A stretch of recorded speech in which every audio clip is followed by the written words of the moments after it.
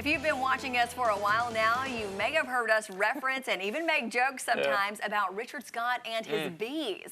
That's because in this guy's off time, away from forecasting the weather, he's a beekeeper. Richard, how on earth did you get into this hobby? Oh my goodness, you know, it kind of started, my wife and I, we have fruit trees at our house, and we noticed there's no pollinators, there's not any honeybees where we are, and we decided to figure out how do we get it started, how do we get bees in our area, and we actually talked with Neil Hargel, which is the Tuscaloosa County Extension Office agent, and we talked with him about it, and he kind of said, are you interested in getting a beehive? And I talked to my wife about it, and she thought I was crazy, because I've always had a fear of bees, Chelsea. Who hasn't? And anyway, we kind of just started with that process, and people found out about it.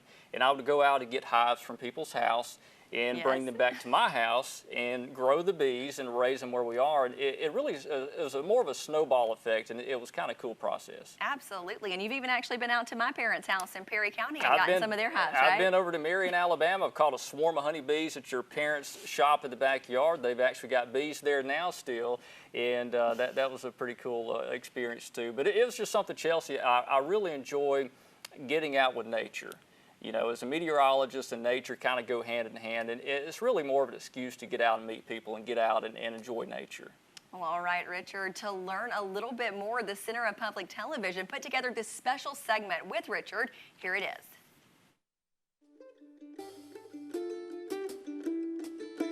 My name is Richard Scott. I'm Chief Meteorologist for WVUA in Tuscaloosa, and I'm a hobby beekeeper.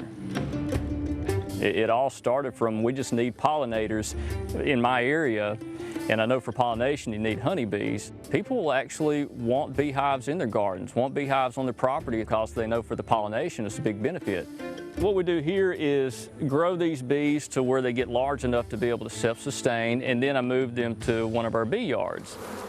Bees do not waste space. They try to build anywhere they can. So I'm just going through here and looking for frames that I think's ready to take, ready to harvest. This one's about 80%, more than 80% on that side, so we can take it.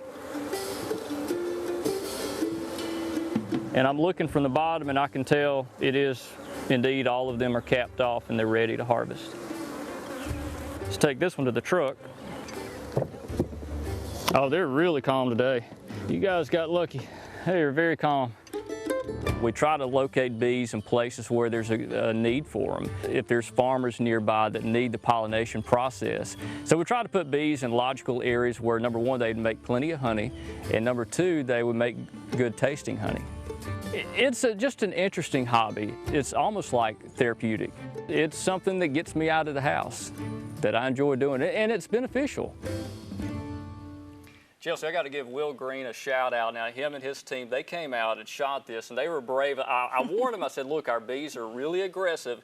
And they said, hey, I don't care. I put a bee hat on them, they're fine. So it was a lot of fun. I want to thank them for coming out and shooting that. Yeah, that was a great piece. That's so interesting. I got to ask you, though, Richard, how many times have you been stung? Because it's had to happen, right? You know, just yesterday I was stung 3 or 4 times. I mean, you get stung all the time when you fool with bees, but you get more used to it. Your body gets used to it. It's almost like an ant bite now. But the most I've ever been stung at one time, Chelsea, was about 150 times.